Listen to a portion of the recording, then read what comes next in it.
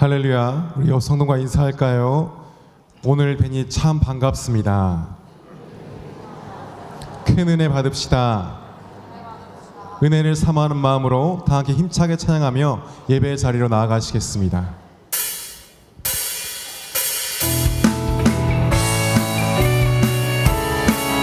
십자가에서 우리를 다하신 예수님을 이 시간 고백하며 나아가겠습니다.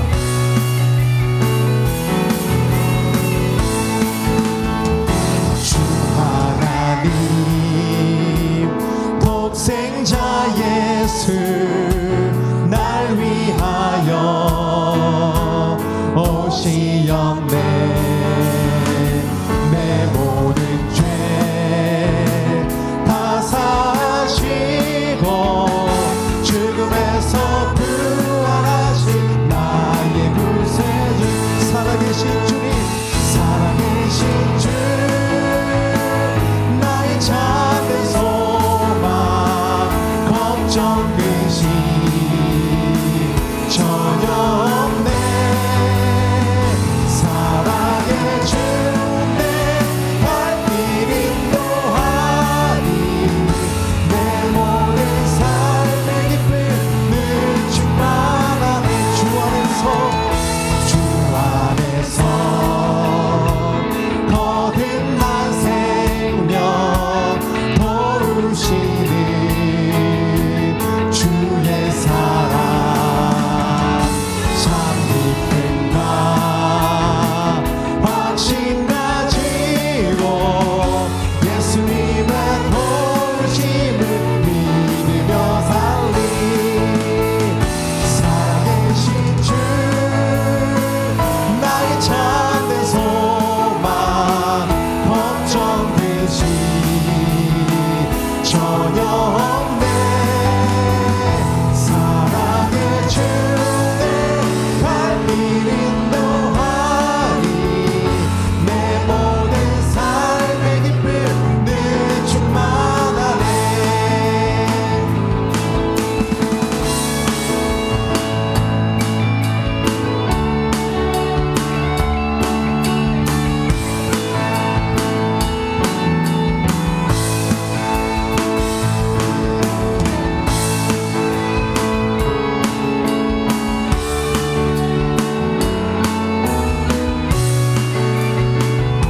살아계신 하나님을 온 마음 다해 찬미다. 그 언젠가 주 뵐 때까지 주를 위해 싸우리라. 승리의 길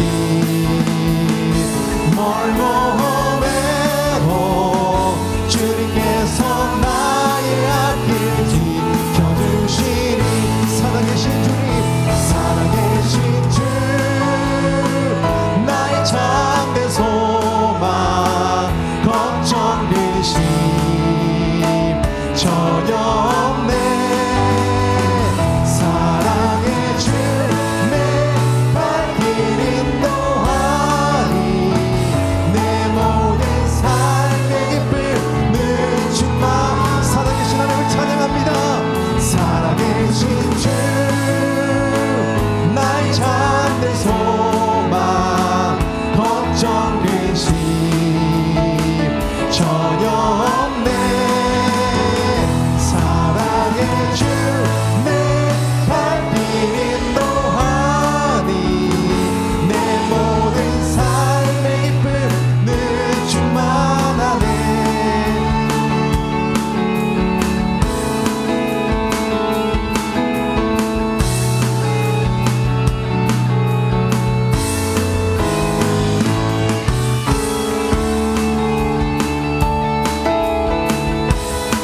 언제나 내 삶에 반석된 주님을 온 마음 다해서 고백합니다. 나의 반석이신, 나의 반석이신 하나님, 행하신 모든 것 완전하시네. 나의 생명 되신 하나님, 내게 행하신 늘 찬양함. 다시 한번 나의 반석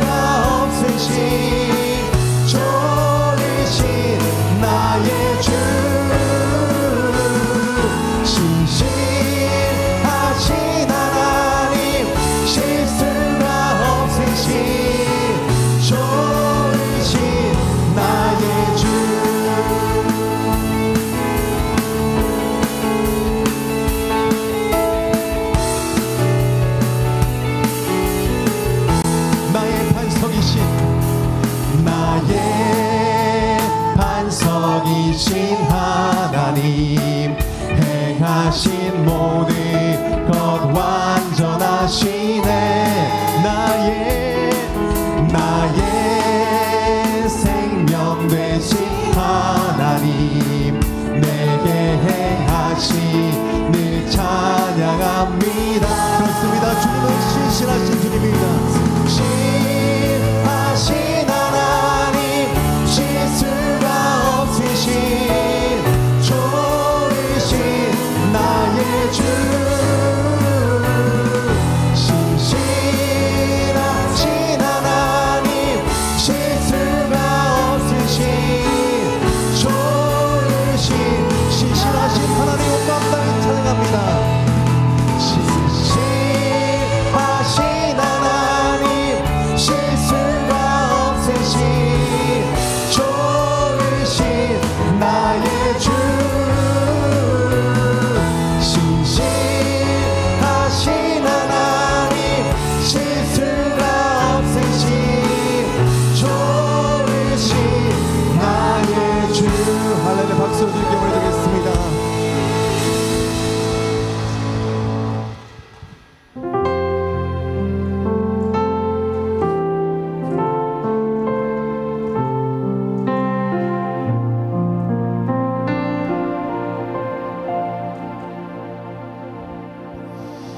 나의 죄를 씻기는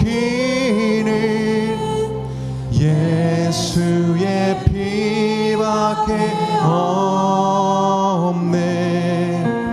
다시 정케 하기도 예수의 피밖에 나를 정케 하기는, 나를 정케 하기는 예수의 피밖에 없네. 사죄하는 증거도 예수의 피밖에 예수의 흘린 피, 예수의 흘린 피, 날 이해하오니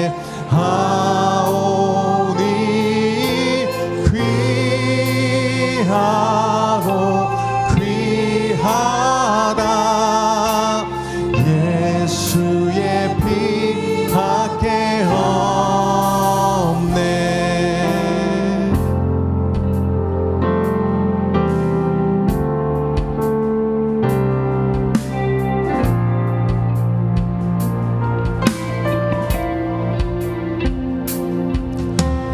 나의 죄서 가기는 예수의 피밖에 없네. 나는 공로 없으니 예수의 피밖에 예수의 흘린 피, 날 이해하오니 귀하고 귀하다. 예수의 피밖에 없네. 평안함과 소망은 주님께 있습니다. 이 시간 그 주님을 고백합니다.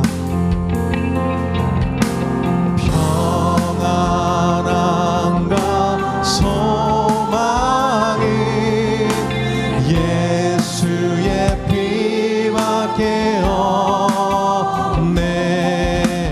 나의 의는 이것뿐, 예수의 피밖에 예수의 흘린 피,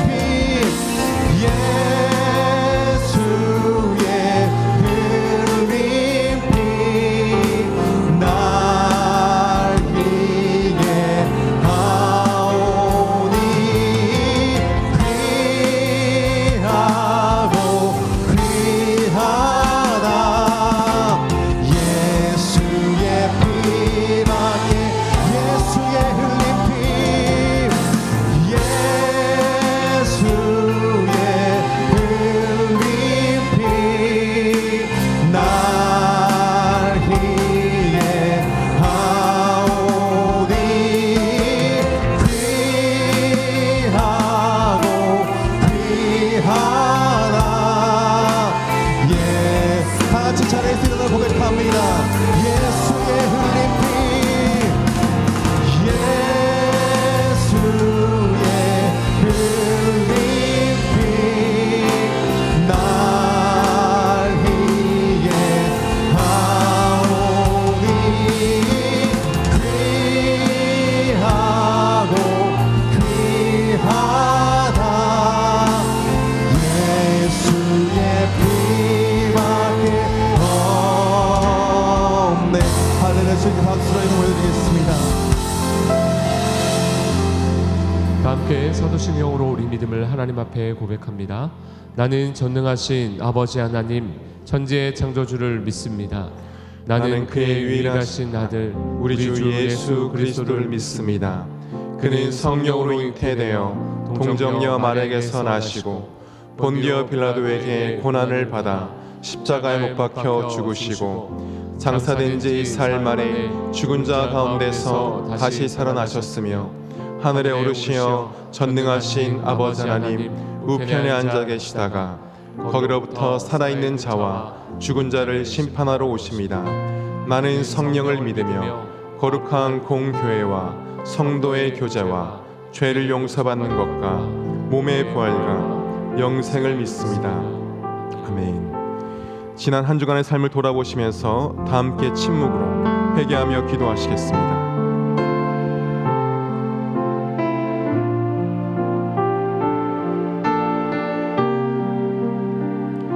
내가 그리스도와 함께 십자가에 못 박혔나니 그런즉 이제는 내가 사는 것이 아니요 오직 내 안에 그리스도께서 사시는 것이라. 이제 내가 육체 가운데 사는 것은 나를 사랑하사 나를 위하여 자기 자신을 버리신 하나님의 아들 믿는 믿음 안에서 사는 것이라. 우리 죄를 십자가에 사하신 예수 그리스도의 이름으로 기도합니다. 아멘. 교독문 127번 교독하시겠습니다. 여호와를 자기 하나님으로 삼은 나라 곧 하나님의 기업으로 선택된 백성은 복이 있도다. 여호와께서 하늘에서 굽어보사 모든 인생을 살피시며 곧 그가 거하시는 곳에서 세상의 모든 거민들을 굽어 살피시는도다. 그는 그들 모두의 마음을 지으시며 그들이 하는 일을 굽어 살피시는 이로다. 많은 군대로 구원 얻은 왕이 없으며 용사가 힘이 세어도 스스로 구원하지 못하는도다. 우리 영혼이 여호와를 바라며 그는 우리의 도움과 방패시로다. 우리 마음이 그를 즐거워하며 우리가 그의 성원을 의지하였기 때문이로다. 여호와여 우리가 주께 바라는 대로 주의 인자하심을 우리에게 베푸소서. 아멘.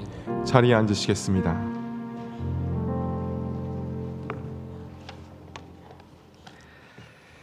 우리 삶의 주인 되시는 하나님 아버지, 저희에게 주어지는 새로운 하루에 감사하고 그 삶 속에서 한없이 부어주시는 하나님의 사랑을 가슴 가득 느끼며 살아가게 하여 주시니 감사드립니다. 사순절을 보내면서 우리의 마음이 주 앞에서 신실하고 정결하게 살게 되기를 또한 원합니다.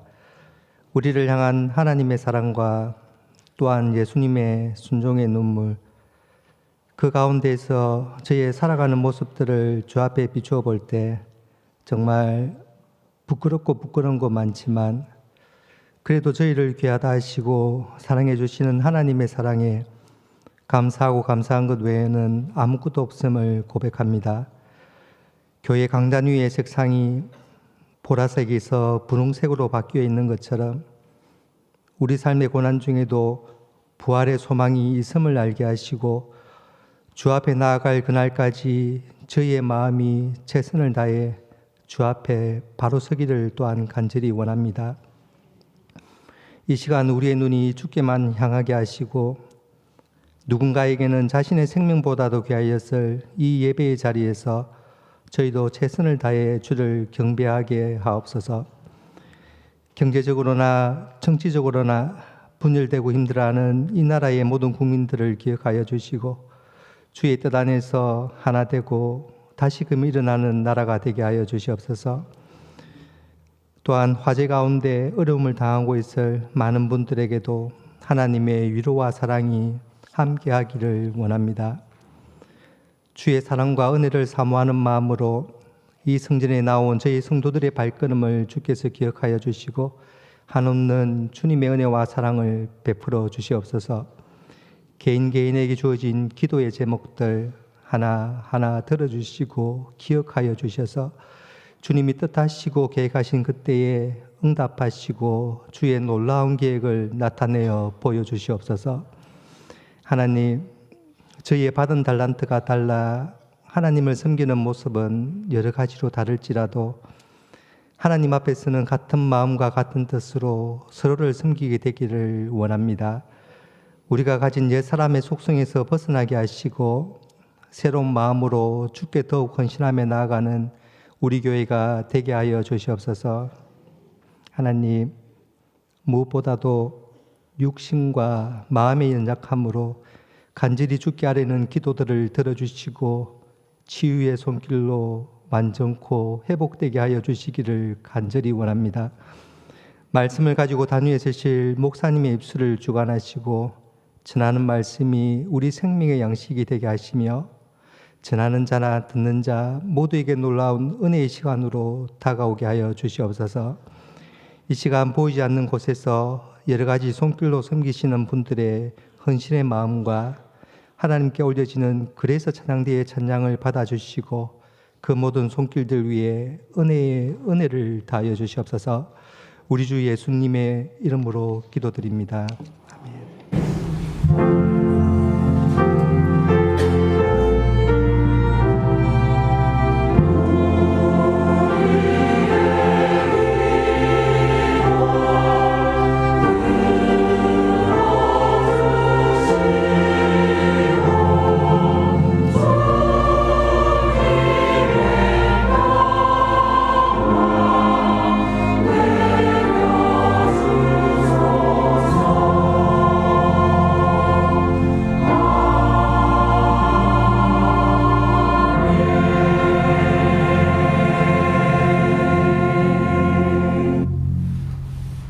옆 성도분과 인사하시겠습니다. 새 사람을 입읍시다. 오늘 새 가족을 소개하겠습니다. 스스로 오신 이만정님 20일 여전도회입니다. 부부십니다. 박성진님 10일 남전도회, 변경수님 24여전도회. 잠깐 자리에서 일어나시면 큰 박수로 환영하겠습니다. 환영합니다. 감사합니다. 광고입니다. 남전도의 주간 족구대회가 4월 6일 다음 주일 가족주일 오후 2시에 김해제일교회 체육관에서 있습니다. 각 남전도회별 대항 족구 경기에 남전도회 회원분들의 많은 참석 부탁드립니다. 남전도회 전국연합회 총회가 4월 8일 화요일 오후 1시에 3층 사랑원에서 진행됩니다. 민태영 장로님이 전국연합회 회장으로 취임하는 자리에 전국에서 목사님, 장로님 350여 명이 우리 교회를 방문하십니다. 당일 행사 진행을 위해서 점심 식사 준비, 안내, 주차 안내 등 섬김의 손길이 필요합니다. 위에서 관심해 주시고 기도해 주시기 바랍니다. 안용식 원로 목사님 내외께서 한국을 방문하십니다. 4월 1일 화요일부터 5월 15일 목요일까지이며 김해 체류 기간은 4월 1일 화요일부터 9일 수요일까지, 5월 10일 토요일부터 15일 목요일까지입니다. 오가시는 여정과 한국에서의 일정들 위해서 함께 기도해 주시기 바랍니다. 정진흥 장로님, 안영남 권사님 가정에서 자녀 결혼 축하에 감사하며 오늘 점심에 소고기국을 전 성도들에게 대접하십니다. 맛있게 드시기 바랍니다. 4월 월상 예배가 4월 1일 화요일 오전 5시 30분에 3층 사랑원에서 있습니다. 4월의 첫날을 예배로 시작하시기 바랍니다. 하나님 말씀은 에베소서 4장 17절로 24절입니다. 하나님 말씀을 봉독합니다. 그러므로 내가 이것을 말하여 주 안에서 증언하노니 이제부터 너희는 이방인이 그 마음에 허망한 것으로 행함같이 행하지 말라. 그들의 총명이 어두워지고 그들 가운데 있는 무지함과 그들의 마음이 굳어짐으로 말미암아 하나님의 생명에서 떠나 있도다. 그들이 감각 없는 자가 되어 자신을 방탕에 방임하여 모든 더러운 것을 욕심으로 행하되 오직 너희는 그리스도를 그같이 배우지 아니하였느니라.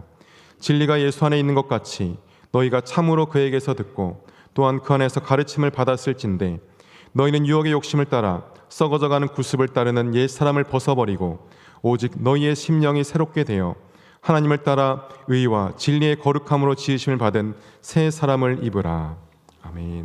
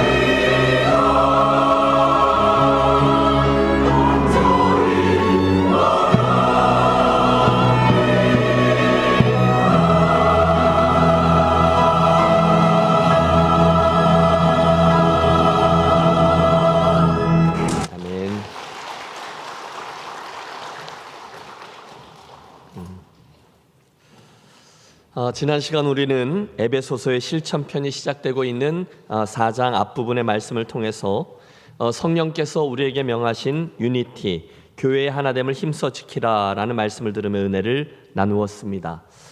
내용적으로는 그 일을 수행하도록 주신 성령의 가능케 하는 성품적인 것이죠. 겸손, 온유, 오래 참음, 사랑이라는 성품들과 또 그 일을 수행하도록 주신 성령의 은사들, 그리고 마지막으로 교회에게 주신 선물 일꾼들에 대한 말씀을 나누었습니다. 목사, 즉 교사, 제가 드린 비유를 기억하십니까? 믿음의 경주에 있어서 목사가 선수고 여러분들이 관중이 아니라 여러분들이 선수이시고 목사는 런닝 코치의 역할을 감당합니다. 이어지는 오늘 17절부터는 교회의 퓨리티, 즉 거룩함에 관한 말씀입니다. 이를 설명하기 위해 바울은 두 가지를 이야기하고 있어요. 우선은 17절부터 19절, 그리스도인이 된 너희는 이제 더 이상 믿지 않는 이방인들처럼 살지 말라, 부정적인 경고의 말씀. 그 다음에 20절에서 24절, 그런 옛사람을 벗고 새사람을 입으라 라는 적극적인 권면의 말씀이 그것들입니다. 자, 본문 17절은 이렇게 시작합니다. 함께 읽겠습니다. 그러므로 내가 이것을 말하며 주 안에서 증언하노니 이제부터 너희는 이방인이 그 마음에 허망한 것으로 행함같이 행하지 말라. 아멘.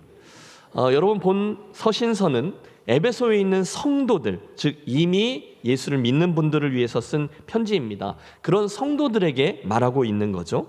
예수를 믿기 전에는 그렇다 치자. 하지만 이제 예수를 믿어 새 사람이 되었으니 더 이상 그렇게 살면 안 된다. 어렵지 않으시죠? 여러분, 흥미로운 것은 한국어 성경에는 잘 드러나지 않지만 원문에 보면 이곳에 메게티라는 부사가 사용되고 있다는 거예요. 그 뜻은 no more, no longer입니다. 그러므로 이제 더 이상은 그러면 안 된다, 그런 뜻이에요. 설교를 준비하는데 저에게는 이 첫 구절 중간에 나오는 이제부터라는 표현이 참 은혜로 다가왔습니다. 한번 해보실까요? 이제부터. 여기에 저와 여러분을 향한 우리 하나님의 사랑과 인내가 듬뿍 묻어 나옵니다.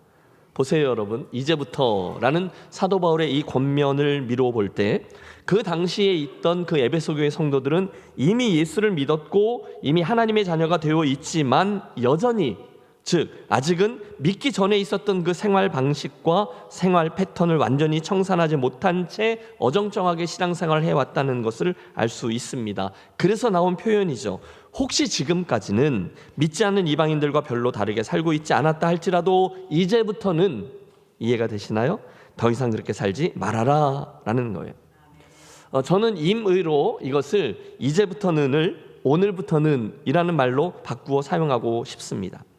사랑하는 여러분, 혹시 예수 믿고 변화되었다 하는데도 여전히 내가 알잖아요. 내 옛 습성대로 또 내 욕심대로 예수 믿기 전처럼 살아가고 있으시다면 그건 하나님께서 우리들의 그 모습을 모르시기 때문이 아니라 그분이 여전한 사랑과 인내로 우리를 선대하고 계시기 때문임을 기억하시고 이제부터는 반드시 변화된 사람으로 살아가게 되시기를 주의 이름으로 축원합니다. 구체적으로 우리가 어떻게 행했던 것들을 그만하라 라고 하십니까? 이어지는 말씀에 보면 그렇듯 믿지 않는 이방인들처럼 보이는 부정적인 삶의 특징들 세 가지가 나와요. 첫째는 허망함과 영적 무지, 둘째는 마음의 굳어짐과 영적 죽음, 그리고 셋째가 방탕함과 탐욕입니다. 그것들을 이제 그만하라 라는 말씀이죠. 자, 한 가지씩 우리 생각해 보겠습니다. 첫째, 17절 중반부터입니다. 이제부터 너희는 이방인이 그 마음에 허망한 것으로 행함같이 행하지 말라. 그들의 총명이 어두워지고. 여러분, 이게 무슨 뜻입니까? 누구 이야기입니까? 이방인, 그리고 전에 예수를 믿지 않았을 때 우리가 그랬다는 거죠. 여러분, 맞습니다. 사람은 본래 하나님을 알고 그분의 뜻을 이해하도록 창조되었습니다. 그러나 타락으로 말미암아 이제 더 이상 그럴 수 없었죠. 이제 그들은 로마서의 말씀처럼 하나님을 알지도 못하고 또 그러기에 당연히 그분의 뜻을 이해하지도 못하게 되었습니다. 보십시오. 인생이 무엇인지 또 무엇을 위한 것인지를 모르니까 자연히 저들은 유물론자가 되어 물질만능주의, 이기주의, 외모지상주의, 한탕주의, 쾌락주의 등등을 따르게 되어 있어요. 여기가 끝이니까요. 그러면서 그것이 오늘날 이 세상의 보편적인 모습이라고 생각합니다. 다 그래요. 다 그런데요. 뭐 라면서요. 그러나 그게 예수를 믿기 전 너희들의, 즉 이방인들의 모습인데 이제 이 권면을 듣고는 더 이상 그렇게 살지 말아라, 그런 뜻이죠. 성경학자 중에 클라인 스노드그라스라는 분이 계신데 재미있죠. 그는 그의 에베소서 주석에서 이 표현 말입니다. 이방인처럼 살지 말라를 이렇게 설명했어요. Don't live like the Americans. 즉 그분이 미국 사람이었던 것 같아요. 오늘날 미국 사람들처럼 살지 말라, 이렇게 말했어요. 왜요? 대부분이 그렇게 사니까요. 다 그런데요. 뭐가 얼마나 잘못됐다고 그래요? 그러면서 말입니다. 그런데 저는요, 이것을 우리에게로 가져와서 똑같이 적용할 수 있다고 봅니다. 오늘날의 한국 사람들처럼 살지 말아라, 그렇게 해도 된다는 거예요. 여러분, 오늘날 한국 사람들이 대부분 살아가고 있는 삶의 방식이 옳으냐? 아니라는 거죠. 여러분, TV를 보십시오. 드라마나 영화나 유튜브를 보십시오. 순간의 즐거움과 재미는 있죠. 하지만 끝에 보면 정말로 허망합니다. 신기루를 잡으려는 것 같습니다. 하나님 영원의 측면, 인생의 의미의 측면, 인생의 결승점, 이런 게 전혀 없습니다. 아무도 창조주 하나님 그분의 뜻에 관심을 갖지 않아요. 결국 어느 한순간 허망입니다. 총명이 어두워졌어요. 어제 갓 입사한 직원 하나가 직장 너무 고맙다고, 내가 일 열심히 하겠다고 아침 일찍 출근해서 회사의 그 지저분한 앞마당을 깨끗이 치우고 예쁜 꽃나무들을 이렇게 심어서 멋지게 정원같이 꾸며 놓았어요. 얼마나 뿌듯할까요? 그런데 이게 웬일입니까? 그 다음날 출근을 했는데 사장님이 불도저를 가지고 와서 거기를 싹 밀어버린 거예요. 왠지 아세요? 거기에 신사옥을 짓기로 했는데 그 공사가 그날 시작된 거죠. 그때 이 새로 입사한 사원이 느끼는 감정이 허무죠. 허망입니다. 여러분, 여기에 저와 여러분의 인생 주인 되시는 그분의 목적과 계획이 있어요. 이건 주어지는 것입니다. 그런데 그걸 모르고 나 혼자 생각해서 이게 맞겠거니 하며 내 마음대로 열심히 한다. 그건 열심히 하면 할수록 더 큰 허무와 허망함에 빠지게 되는 거죠. 하나님 없는 이방인들의 삶이 원래 그랬다는 거예요. 총명하지 않아요. 그렇게 살지 말아라 라는 권면입니다. 사랑하는 여러분, 오늘 여러분의 인생은 어디를 향하고 있습니까? 최종 목표 지점이 어디입니까? 여러분 오늘 그것을 확실히 알고 분명히 말씀할 수 있으십니까? 여러분 올해 몇 년째 이 땅에 살고 계십니까? 어렵지 않죠? 몇 살이세요? 그거 여쭌 거예요. 그러면 앞으로 여러분은 몇 년을 더 이 땅에 거할 것 같으십니까? 확실해요? 그 다음 질문입니다. 여러분은 그 남겨져 있는 여러분의 인생의 시간 동안에 무엇을 위해 살아가시겠습니까? 오늘날 대부분의 한국 사람들처럼 살지 말라라는 사도 바울의 이 권면 앞에서 혹시 저와 여러분은 오늘 살고 있는 삶의 모습을 어느 정도 수정해야 될 필요를 느끼지 않으십니까? 어제가 토요일이었잖아요. 교회가 하루 종일 북적북적 됐어요. 바이블 아카데미 주니어가 진행되고 있었습니다. 그러니까 제가 이렇게 보는데 얼마나 재미있어 보이는지요. 제가 제 방에서 차분히 앉아서 설교 준비를 해야 되는데 여러분 저를 잘 아시죠? 잘 안 되는 거예요. 거기 가갖고 막 참견하고 싶은 거예요. 나도 막 애들 말 시키고 싶고 나도 그거 함에 참여하고 싶고. 그래서 이제 3층 식당으로 올라갔더니 맛있는 복음이라고 해서 부모님들하고 자녀들이 요리사처럼 앞치마를 두르고 뭘 만들면서 열심히 말씀을 배우고 있어요. 그래서 제가 이제 그 다음에 지하를 내려갔더니 유치부하고 선생님들이 샬라샬라 그 영어로 뭘 배우면서 열심히 뭘 하고 있는 거예요. 그 옆방에 갔더니 아기 학교예요. 엄마들, 자녀들이 얼마나 열심히들 사역들을 하고 즐겁게 계시는지 깜짝 놀랐어요. 드리는 말씀은 모두 다 얼마나 열심인지 모릅니다. 특별히 부모님들 정말 열심히 하고 계세요. 아이들 믿음으로 잘 키워보겠다는 일념으로 정말 열심히 합니다. 그뿐입니까? 우리 교회 가족들을 뵈면요, 한 분도 그냥 사시는 분들이 안 계세요. 다 열심히 하세요. 직장에서, 사회에서 정말 최선을 내 달려가고 계세요. 여러분 제가 지금 3040 세대만 말하는 게 아니에요. 우리 한국 사회에서 50, 60 세대분들 치열하게 살고 계시잖아요. 요즘은 전에는 남성분들만 많이 일했는데 여러분 요즘은 여성분들도 다 일들 하시잖아요. 70, 80 세대들도 그러세요. 자녀들 돌보시죠. 손주들 맡아주시죠. 모두 다 열심히들 하고 계십니다. 박수를 보내요. 그러나 사랑하는 여러분, 저와 여러분에게 공이 와 있는 도전은 이거죠. 그 모든 수고의 제일 마지막 장면 말입니다. 그 삶의 궁극적인 목표와 목적을 우리 분명히 하고 달려가고 있는가? 거기에 대한 확신, 해답을 분명히 붙들고 달려가고 있는가? 이게 진짜 문제라는 거죠. 물론 여러분, 저와 여러분은 지금까지 신앙생활을 해와서 대충 그 답을 알고 있어요. 물론 하나님의 나라에 이를 겁니다. 그러므로 주님의 영광을 위해 살아야죠. 천국의 소망을 두고 그곳에 상급을 쌓는 인생을 살아야겠죠. 다 압니다. 제가 말씀드리면 다들 동의하십니다. 그러나 정말로 그걸 믿고 있느냐라는 거예요. 그런데 보면 정말로 믿고 있지 않는 것 같은 분들이 계세요. 어떻게 할 수 있을까요? 정말로는 그 순간을 준비하고 계시지 않는 모습을 통해 제가 알 수 있습니다. 주님이 내게 기대하시는 것을 저와 여러분 머리로는 알고 있는데 지적으로 동의도 다 하는데 정말로 그걸 추구하며 사는 모습은 조금 부족합니다. 그렇다면 안 믿고 있는 거죠. 오늘 이 말씀 앞에 저와 여러분 스스로를 비추어 보세요. 혹시 허망한 것을 행하지 말라라는 겁니다. 아무리 우리가 동분서주하며 오늘을 살아도 혹시나 우리의 삶이 허무와 허망으로 맞춰질 수가 있다는 거예요. 제가 아는 분이 계세요. 80년대였습니다. 젊은 나이에 어찌어찌 하다가 김해 땅으로 막 이사를 오셨어요. 정말 빈손으로 오셨습니다. 따라서 이사 오신 바로 다음 날부터 일용직, 임시직 할 것 없이 열심히 일하셔서 어느 정도의 종잣돈을 마련하셨어요. 그걸로 막 개발되던 저 시장 한켠에 자그마한 분식집을 하나 냈는데 이분 손맛이 좋으셔서 가게가 무척이나 잘 되었대요. 매일 밤마다 그날의 돈을 이렇게 세면서 잠이 드셨대요. 그게 그렇게 좋더래요. 부지런히 장사를 하셨고 몇 년 후에 그 동네 조그만 슈퍼마켓을 인수하셨어요. 또 부지런히 일하셨어요. 그러다가 나오는 수익금으로 부동산에 투자하기를 시작하셨대요. 마침 김해가 막 발전하기 시작할 때였는데 그 시기하고 딱 맞아 떨어져서 얼마 후에 그 사놓은 집이 2채가 되고 몇 년 후에 4채까지 되었다는 거죠. 드디어 몇 해 전에 여러분 저 뒤에 천문대 올라가는 그 길 큰 도로변에 큰 주유소가 딸린 땅과 상가 전체를 소유하게 되셨어요. 얼마나 기분이 좋으셨을까요? 아침마다 이분이 거기 뭐 특별한 것도 없는데 거기 갔다가 차를 딱 대는데 가슴이 뿌듯하셨다는 거예요.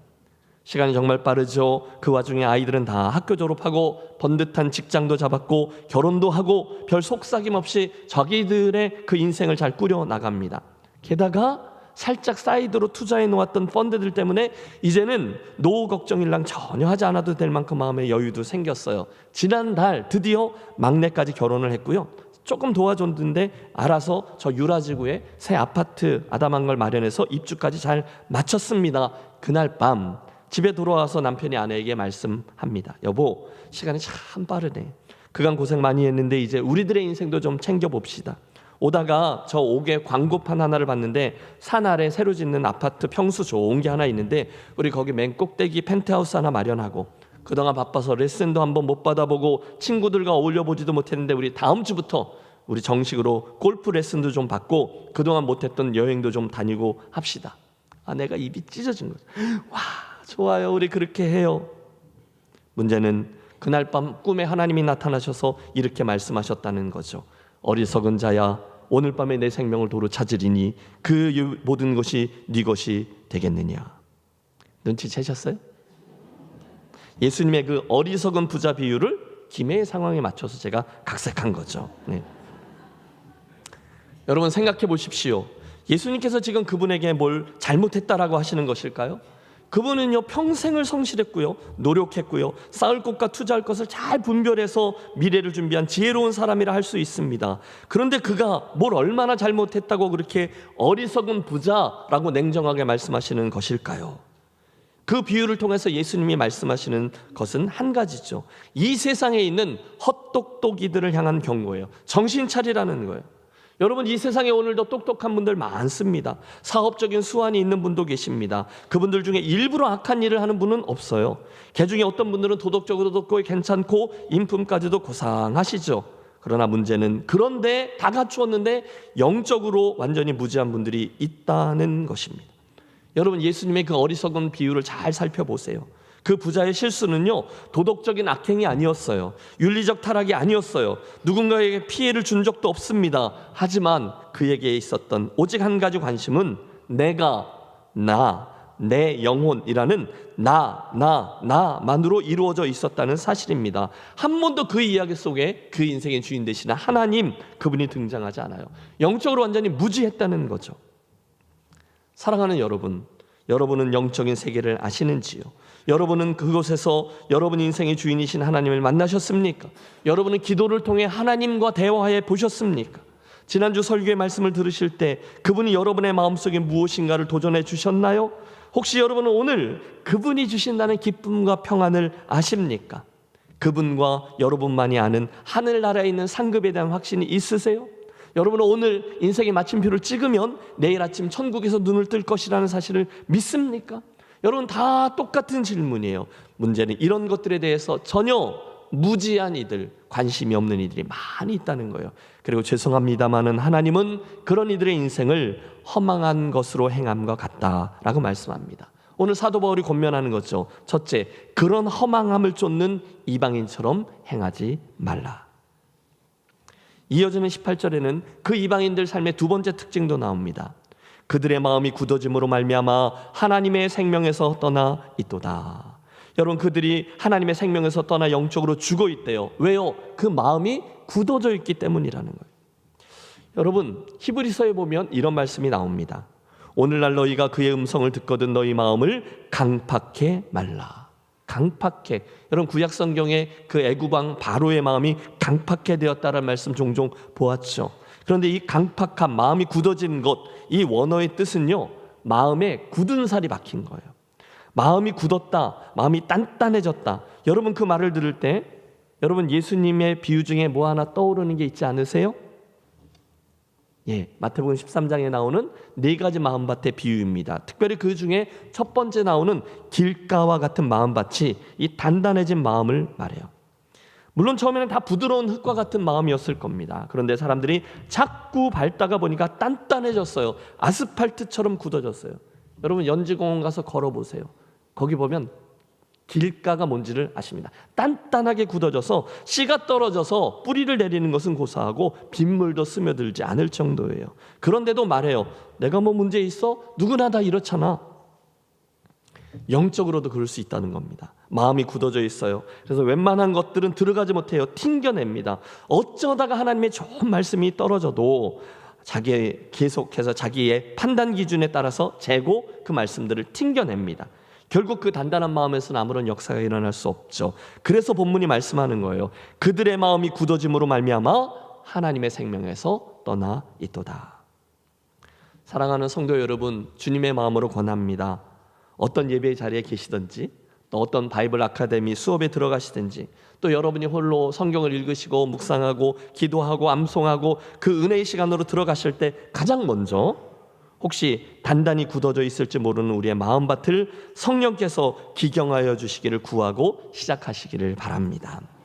심지어 여러분 좀 부족해 보이는 설교가 들려지더라도 성령님의 일하심을 구하며 단단해진 내 심령을 갈아엎으셔서 옥토와 같은 마음밭이 되게 해 주십시오 구하며 설교를 들어주시면 좋겠어요.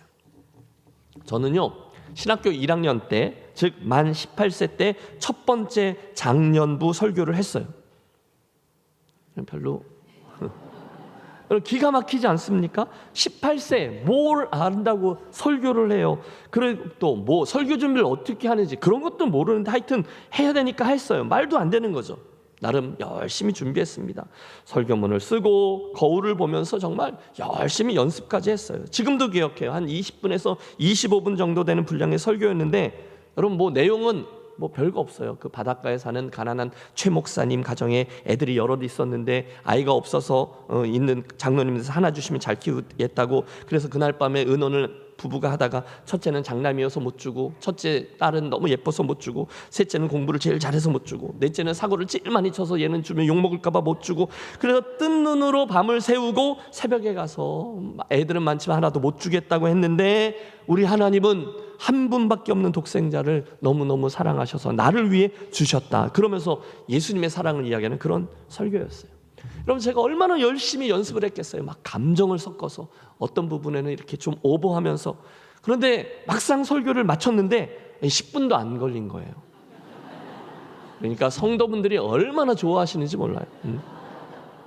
두 번째 설교도 기억합니다. 그 당시 담임 목사님이 어딜 가셔서 제가 수요 예배 설교였는데 똑같이 열심히 준비하고 이번에도 천천히 했는데도 15분 정도 설교를 하고 마쳤어요.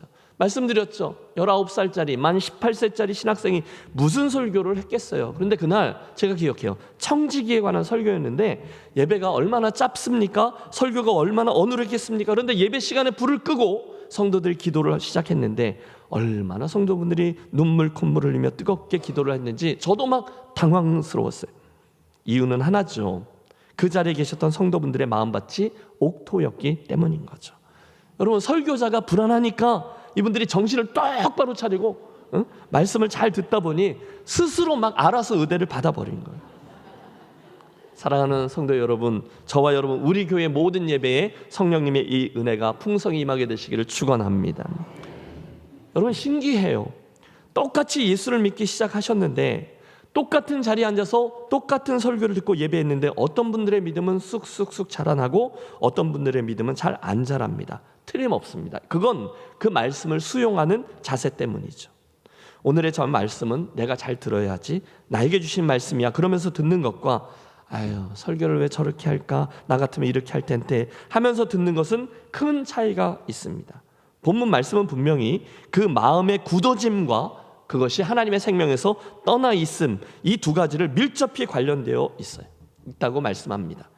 드리는 말씀이 이거죠. 예수 믿기 전에 우리들의 마음 상태가 이방인들처럼 그랬다는 거예요. 그래서 마음이 굳어져 있어요. 그래서 하나님의 생명에서 떠나 있어요. 그러나 이제는 더 이상 이방인들처럼 그러지 말라는 거죠. 또 있습니다. 세 번째 특징도 나와. 이방인들의 삶의 특징은 방탕과 탐욕이래요. 한번 해보십시오. 방탕과 탐욕. 19절을 보십시오. 그들이 감각 없는 자가 되어 자신을 방탕에 방임하여 모든 더러운 것을 욕심으로 행하되. 여러분, 이게요 거의 공식입니다. 마음이 단단해졌어요? 그러면 그 굳은 살 때문에 웬만하면 아프지도 않아요. 죄를 지어도 처음에는 내가 이래도 되나? 예수 믿는 내가 이러면 하나님 기뻐하지 않으실 텐데, 그런 찔림들이 있었는데 이게 굳어지면 지각이 어두워지고요, 마음이 굳어지면서요 자기 자신을 결국 방탕에 내버려 둔다는 거예요. 수치감도 없어요. 양심의 화인을 맞은 거죠. 사랑하는 여러분, 이제 이쯤 되셨으면 저와 여러분에게는 모르고 짓는 죄보다 알고 짓는 죄가 더 많아요. 거짓이 죄인 줄 알면서도 거짓말을 행합니다. 그 나쁜 짓이 나쁜 짓인지 아는데 이거 주님이 기뻐하지 않으실 텐데 하는데도 그 일을 행해요. 간음하면 안 된다라는 것을 알면서도 백주의 그 일을 행해요. 죄의 힘이 얼마나 강한지 그 죄 앞에 장사가 없어요. 집사님 부부 중에 남편이 불륜을 저질렀어요. 그 가정에 풍파가 일고 목사님이 그 남편을 사랑해서 불러다가 상담까지 합니다. 문제를 지적하고 말씀으로 권면합니다. 그러면 여러분 어떻게 해야 합니까? 회개하고 돌이켜야 되는데 이분이 꾹 참고 있다가 그러더래요. 목사님, 다윗도 그러지 않았습니까? 하고. 부끄러움이 없어요. 뻔뻔해요. 나중에는 태연히 그 일을 행합니다. 뭐죠? 옛사람에 사로잡혀 있는 이들의 모습이죠. 또 있어요. 그들은 욕심으로 행합니다. 탐욕. 여러분에게는 어떤 욕심이 있으십니까? 가장 흔한 거 식탐도 있고 명예에 대한 욕심도 대단하지 않습니까? 어느 정도 되면 내가 이제는 이 정도는, 그런 욕심이 있어요. 사람을 추하게 만드는 데 선수입니다. 또 우리 모두에게 공통적으로 있는 거, 소유에 대한 욕심도 있어요. 누구에게나 있어요. 아까 일부 예배 때는 제가 김도강 집사님한테 집사님 얼마나 있으면 될 것 같아요? 라고 여쭙더니 끝까지 대답을 못 하시더라고요. 네. 여러분에게도 묻고 싶지만 여러분, 다른 분의 예를 들려 실화예요. 옛날에 저 서울의 남대문 시장에서 지게를 지시던 분이 연말이 되었는데 은행에서 저축상을 받게 되셨어요. 열심히 일하시고 아끼고 저축해서, 여러분 지게를 진 그 일인이 얼마나 고되겠습니까? 그런데 그걸 해서 그 당시 돈으로 5천만 원이라는 큰 돈을 모은 거예요. 대단하죠? 그런데 이제 그 행사에 왔던 아나운서가 그분과 인터뷰를 하는 거예요. 축하합니다. 정말 대단하세요. 감사합니다. 이제 그 돈을 어디다 쓰고 싶으세요? 별 의미 없이 물은 질문이었는데 이분이 정색을 하고 대답을 하시는 거예요. 쓰다니요. 여러분, 당황한 아나운서가 말을 잇습니다. 그러면 뭐 하시려고 합니까? 그때 이분의 대답이 걸작입니다. 5천만 원을 또 모아야죠. 아나운서가 보기에 이게 살짝 재밌거든요. 그래서 또 묻습니다. 그래서 1억을 벌면 뭘 하실 겁니까? 2억 모아야죠. 그 돈 가지고 뭐 하실 겁니까? 여러분, 이야기는 이어지지만 끝끝내 그럴듯한 대답은 나오지 않아요. 단지 10억을 벌어야죠. 그게 다였습니다. 여러분, 강철왕 카네기요, 그가 그랬대요. 엄청난 거부가 되었는데 기자가 만족하십니까? 물었더니 아니요 라고 대답하더래요. 그래서 재밌잖아요. 얼만큼 더 벌면 만족하시겠습니까? 그랬더니 그가 했던 유명한 대답이 이거예요. 1페니만 더 있으면 좋겠습니다. 1원입니다. 그게 사람의 욕심이고 탐심이죠. 그 다음은 성적인 욕심도 있습니다. 솔로몬은 아내가 300명, 첩이 700명이었는데 거기에 만족이 없었다라고 말합니다. 여러분, 그런 욕심들 말이에요. 우리 안에 있는 그런 욕심들은 끝이 없어요. 우리들의 탐심은요, 여러분 아십시오, 원래 채워지지 않아요. 저와 여러분은 애당초 천하보다 귀하게 창조되었기 때문에 사람은 누구나 어떤 걸로 채워지지 않고 오직 하나님 그분으로만 만족되게 될 줄로 믿습니다. 정리하죠. 본문은 저와 여러분에게 예수를 믿었으면 이런 옛사람, 이방인들의 모습을 벗으라라고 요구합니다. 구체적으로는 첫째, 허망함과 어두워짐, 둘째는 마음의 굳어짐과 영적인 죽음, 그리고 셋째는 방탕함과 욕심이죠. 그것들을 이제는 더 이상 따르지 말고 이제부터는 새 사람을 입으라라는 거죠. 자, 따라해 주세요. 옛사람을 벗고 새 사람을 입으라. 예. 그러면 자연스럽게 그 다음은 이것은 하지 말고라고 했으니까 이제 이것은 하라가 나오겠죠.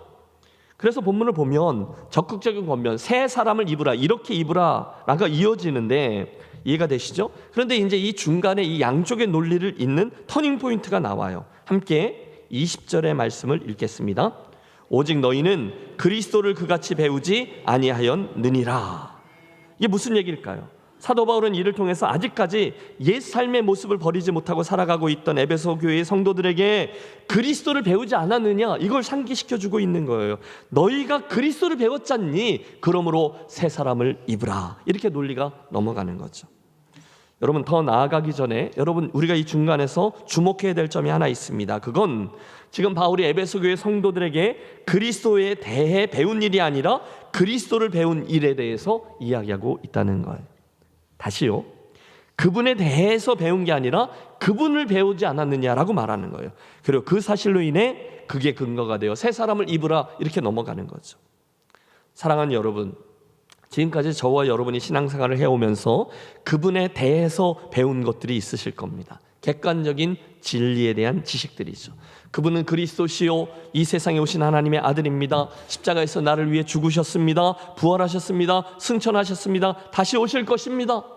틀리지 않아요.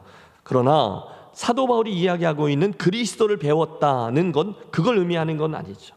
그것은요, 저와 여러분이 정말로 예수님을 만나서 배운, 그분을 체험하여 알게 된 주관적인 지식을 말합니다.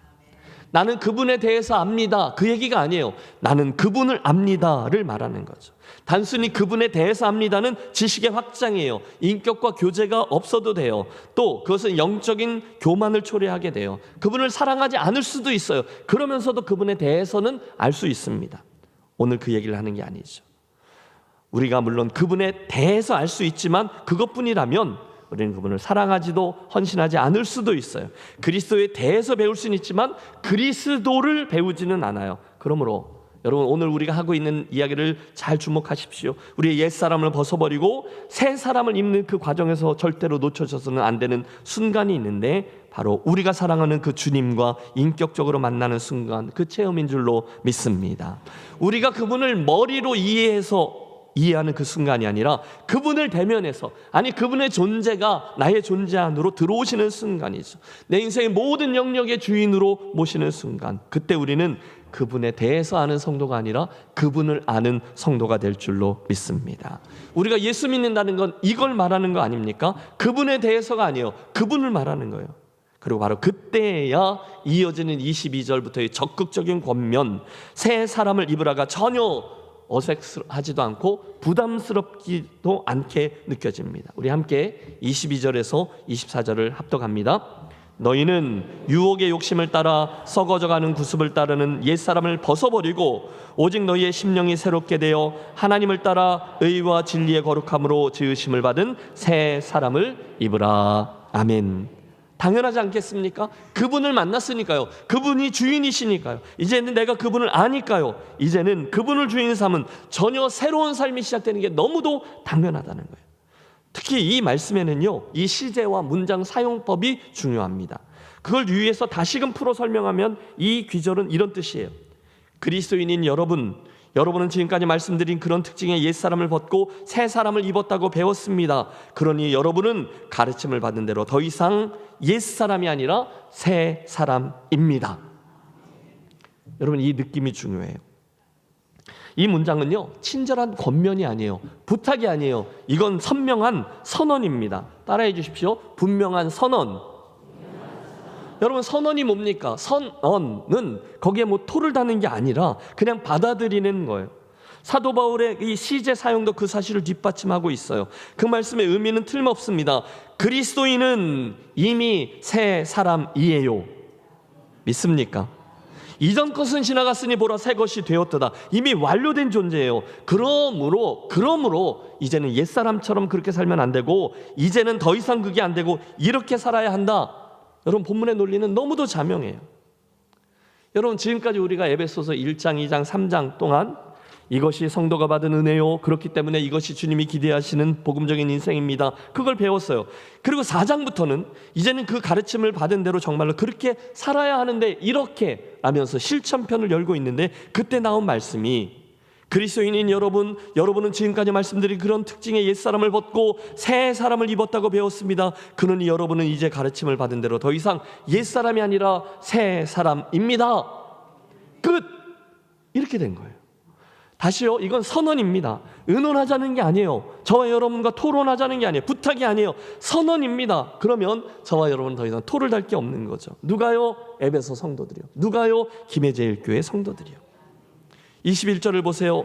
진리가 예수 안에 있는 것 같이 너희가 참으로 그에게서 듣고 또한 그 안에서 가르침을 받았을진데, 그게 우리라는 거예요. 그러므로 이제는 이렇게 사는 게 옳다는 거예요. 그리고 22절로 넘어가죠. 너희는 유혹의 욕심을 따라 썩어져가는 구습을 따르는 옛사람을 벗어버리고 오직 너희의 심령이 새롭게 되어 하나님을 따라 의와 진리와 거룩함으로 지으심을 받은 새 사람을 입으라. 아멘.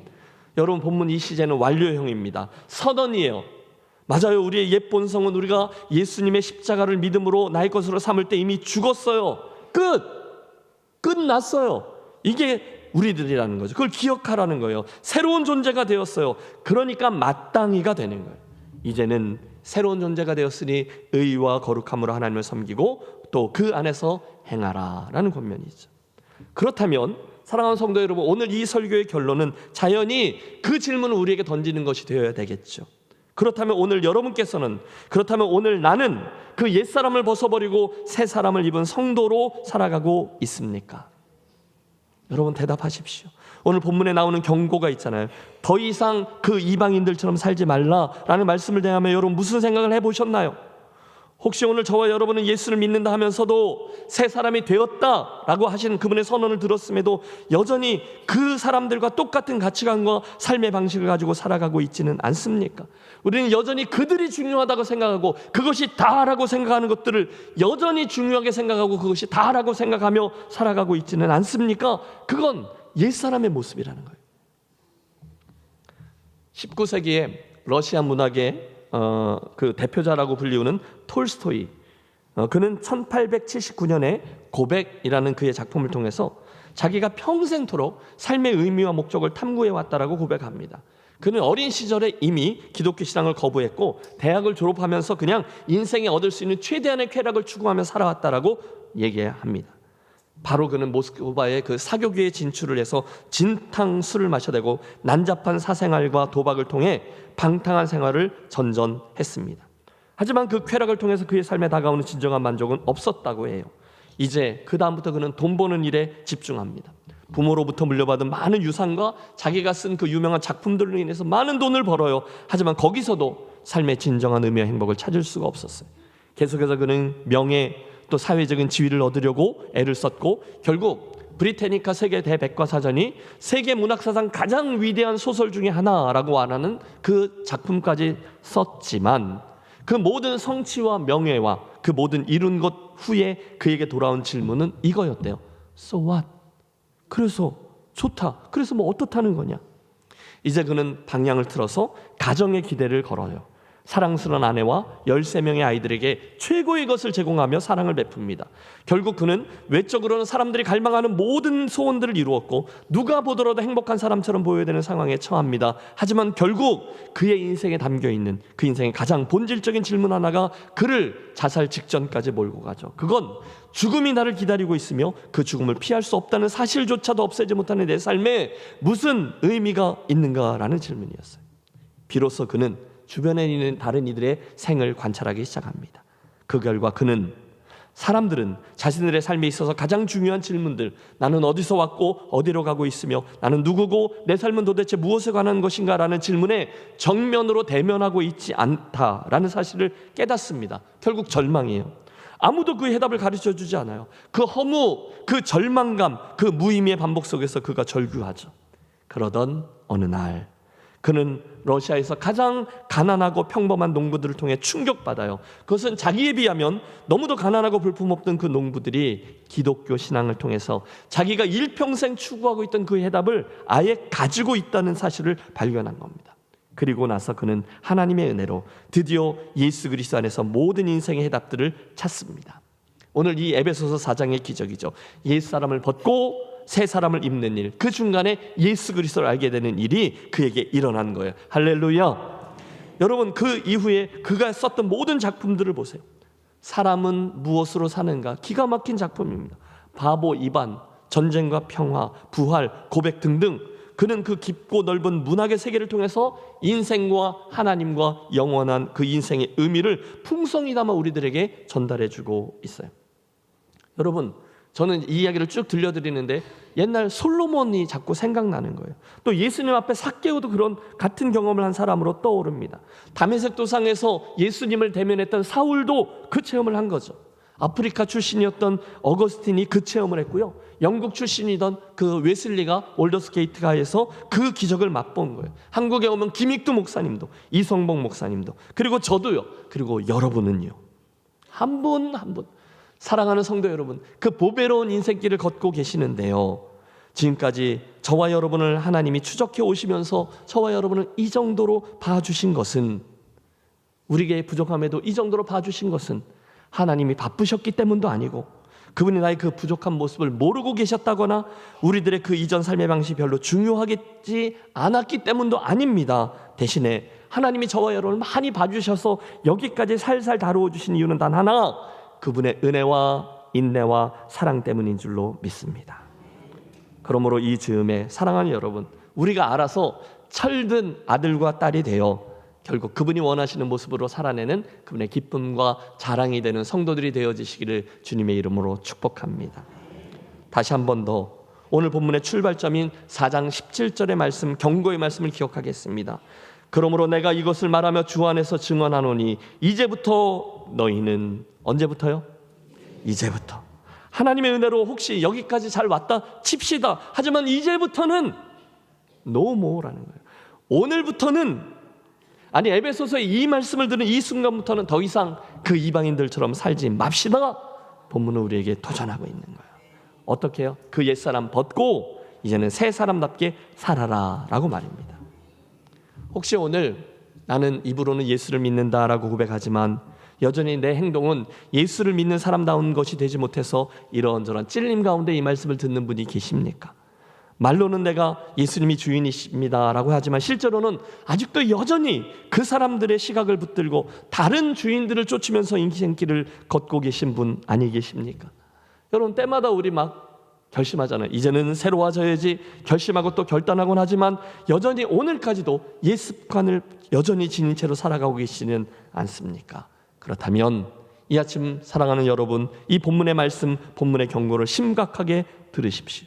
이제는 왠지 주님 앞에 당당할 수 없었던 나의 모든 구습을 떨쳐버리기로 또 한번 결단하시기를 바랍니다.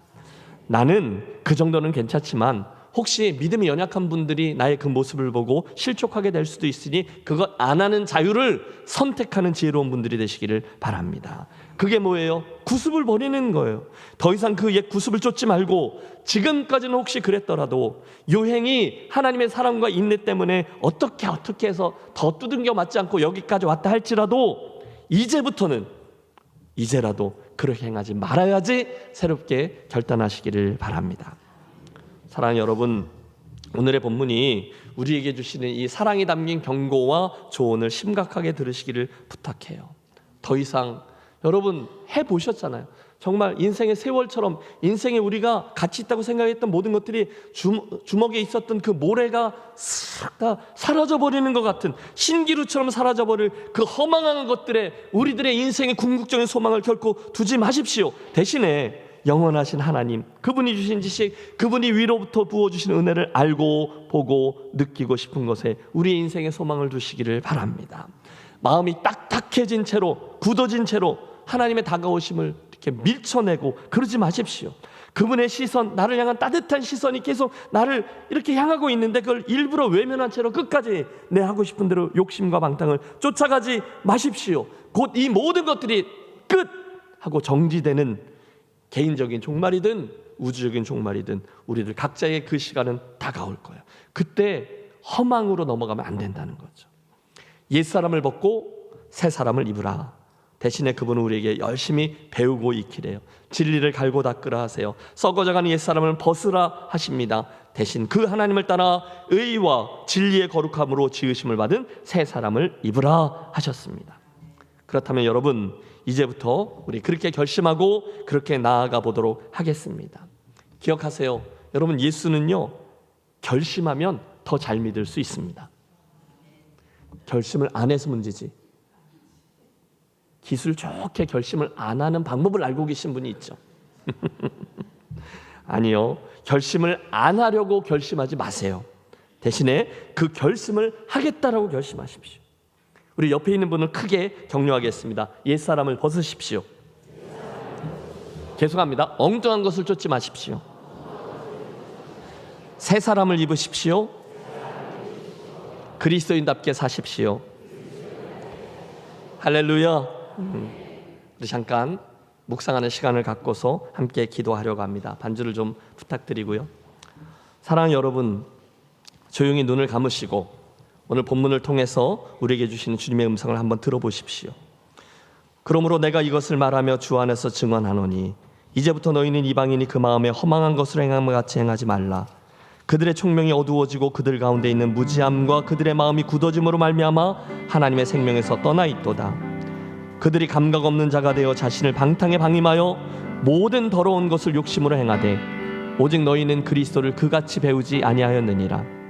진리가 예수 안에 있는 것 같이 너희가 참으로 그에게서 듣고 또한 그 안에서 가르침을 받았을진데 너희는 유혹의 욕심을 따라 썩어져가는 구습을 따르는 옛사람을 벗어버리고 오직 너희의 심령이 새롭게 되어 하나님을 따라 의와 진리의 거룩함으로 지으심을 받은 새 사람을 입으라.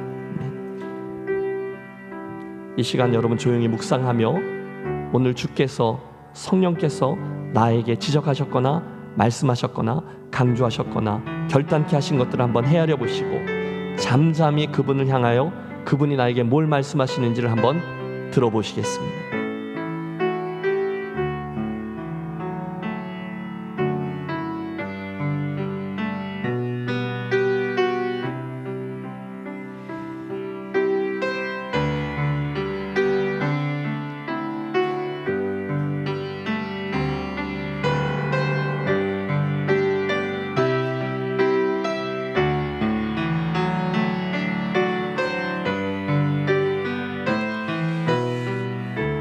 이제 여러분께서 그 주님께 결단하며 기도하겠습니다. 주님, 그러므로 제가 이렇게 살겠습니다.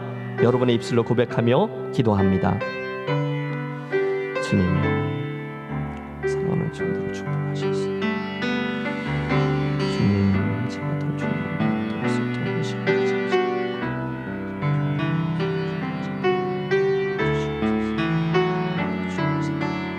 그렇게 살아가는 자.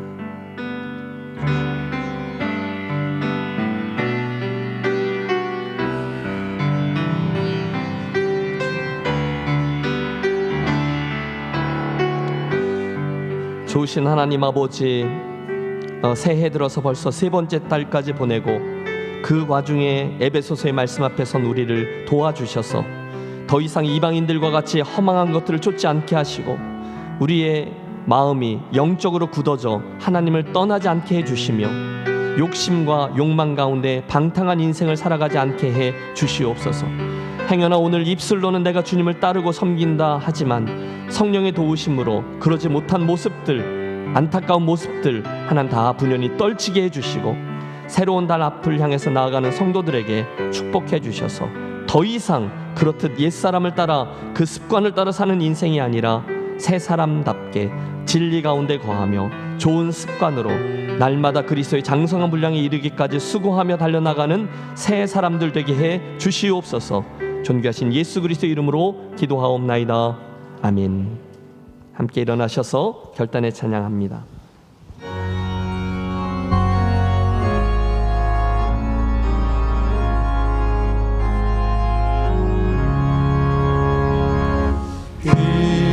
귀하신 주여 날 붙드사 주께로 날마다 더 가까이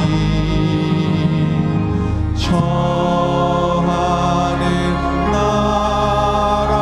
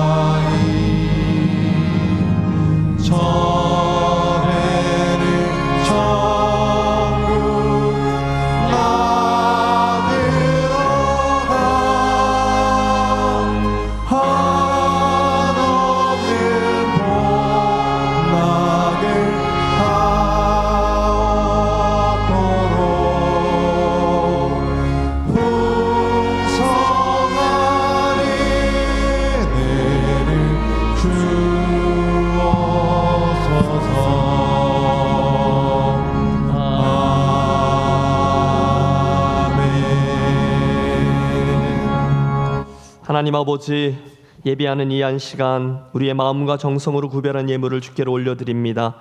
자족하는 마음이 있을 때에야 경건이 큰 이익이 된다 말씀하셨사오니 이 예물을 드리는 순간 주께서 우리에게 베푸신 은혜와 형편에 감사하며 자족하는 놀라운 복을 허락해 주시옵소서. 이 시간 예수 그리스도의 이름으로 주의 축복을 간구합니다. 한 분 한 분 전심으로 여호와를 경외하는 믿음의 장부들 되게 하시고 그 삶의 구체적인 장들마다 아버지의 선하심을 두 눈으로 목도하며 경험할 수 있도록 인도해 주시옵소서. 새로운 달을 허락하십니다. 저분들이 감당하는 직업들, 또 기업들, 또 가정들, 특별히 자녀들과 우리 교회를 하나님 더 복 주셔서 나 홀로 걷는 삶이 아니라 아버지와 동행하는 삶 되게 하시고 내가 용 써서 사는 삶이 아니라 하나님이 열어주시는 문을, 열린 문을 향해서 나아가는 그런 인생 되도록 은혜 내려 주시옵소서. 그 과정을 통해서 하나님의 살아계심을, 하나님이 우리와 함께 하심을 나와 내 자녀들과 주변 사람들이 분명히 목도하는 복을 얻게 하여 주시옵소서.